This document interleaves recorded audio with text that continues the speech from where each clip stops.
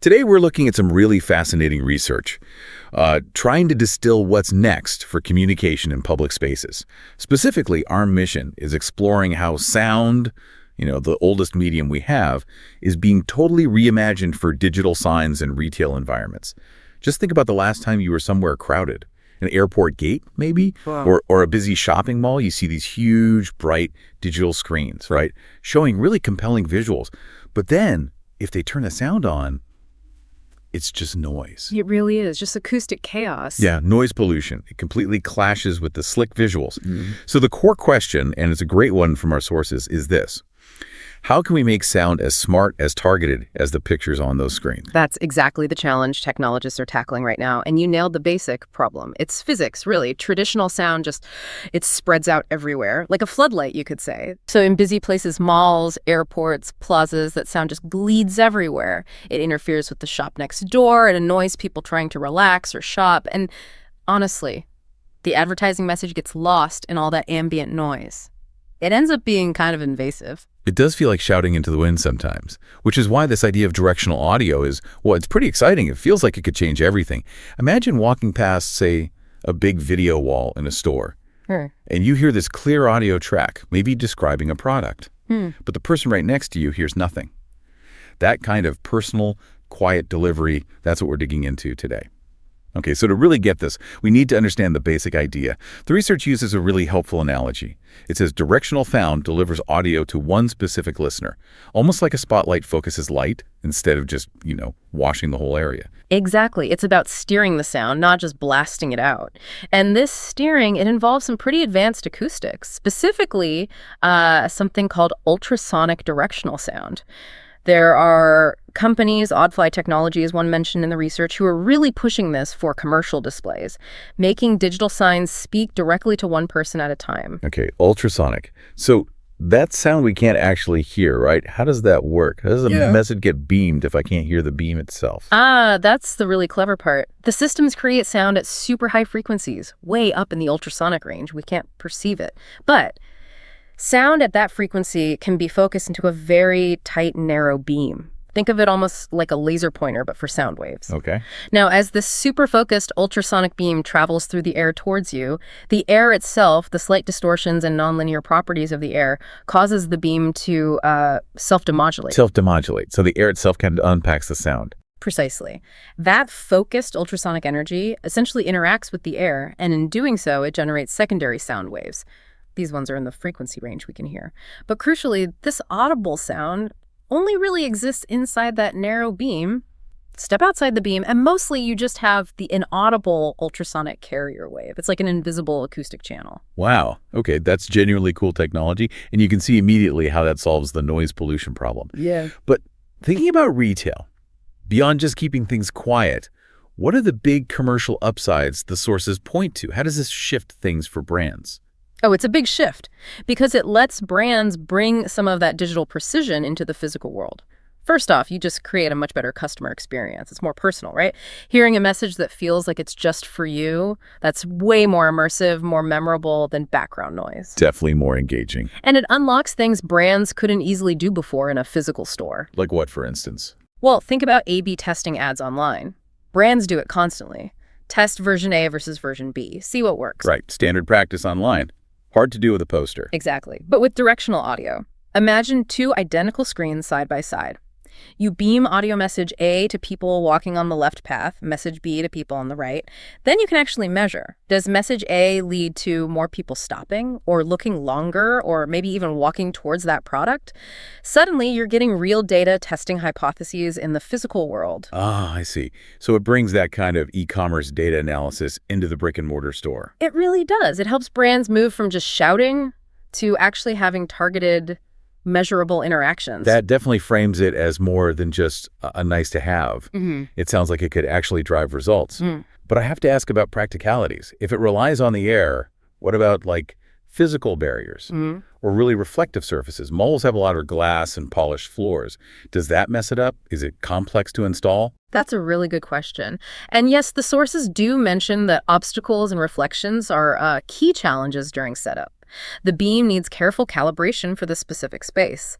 Reflections can scatter the sound a bit, potentially weakening that spotlight effect. So it might not be perfectly contained? It requires expertise, but the tech's getting smarter. Advanced software can map the room, analyze reflections, and then adjust the beam's characteristics, its shape, its intensity to compensate. So yes, setup is more involved than just hanging a regular speaker. But for high-value displays, that level of control can be worth the investment. Okay, so we've got the precision output side covered, delivering sound quietly, accurately. But what really struck me reading this is that it's not just about talking quietly. The technology is also starting to listen with the same precision. It's moving towards being a dialogue. Yes. That's the crucial evolution.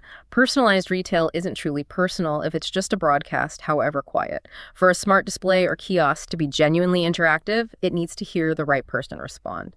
And that's where directional voice pickup enters the picture. So, microphones that are just as focused as the speakers. That's the goal, not your standard mic that picks up everything, footsteps, chatter, background music. These use arrays of microphones and some pretty sophisticated signal processing. Often, they work together with the directional speaker system itself. They create this sort of focused listening zone, ideally matched to the same spot where the audio is being beamed. Okay, but how effective can that be in a really noisy place? Like that airport example again. Planes, announcements, hundreds of people talking. How does a kiosk possibly pick out my voice command? It's definitely challenging, but the tech relies on more than just volume. It's about identifying the acoustic signature coming from that specific target zone. Think of the microphone array as electronically steering its listening focus, actively looking for sound waves arriving from the direction of the person in the audio spotlight. So it's actively filtering out sounds from other directions. Exactly. Sounds from the sides, behind, ambient noise. It's computationally suppressed. The system zeroes in on the sound originating from where it expects the user to be. Which means the end result is an interactive display that can actually hold a conversation with just one person, even in a crowd. A focused, private conversation. Which is huge, right? It unlocks truly useful hands-free interaction. Think about using your voice to navigate a complex map on a screen in a busy lobby. Or maybe giving your measurements to some kind of virtual fitting kiosk. Without shouting or feeling awkward. Right. The system hears you clearly, ignores the noise around you, and you don't need headphones or to step inside some kind of isolating booth. It makes those promised immersive experiences feel much more natural. What really jumps out is how this connects to the bigger picture in commerce. It's making physical spaces behave more like smart digital interfaces. Absolutely. If you look at the major trend, it's all about blurring the lines between physical and digital retail. Unified commerce, they call it. Brands want their physical stores to be as responsive, as data-rich, as personal as their websites. Directional audio, especially the two-way kind, it's a key enabler for that. It feels like a really fundamental shift, like the sources suggest, moving away from just, mass broadcasting. Shouting the same message at everyone. Yeah. Towards something more like a personalized conversation. And maybe just as importantly, shifting from creating noise to enabling precision communication. It feels more respectful of the environment, too. Totally agree. The core concept we've explored is that the future, certainly in these public interactive settings, is built on sound that finds its listener, not sound that just swamps the area. But for the system to find the right listener, it needs a bit of help, right? It needs to know who to target and why. That's where other sensors often come in. You mean things like cameras? Yeah. Computer vision, maybe tracking where someone is looking. Exactly. The audio system is often integrated with visual sensors. Presence detection is someone actually there. Gaze tracking, what part of the screen are they looking at? This visual input can act as the trigger.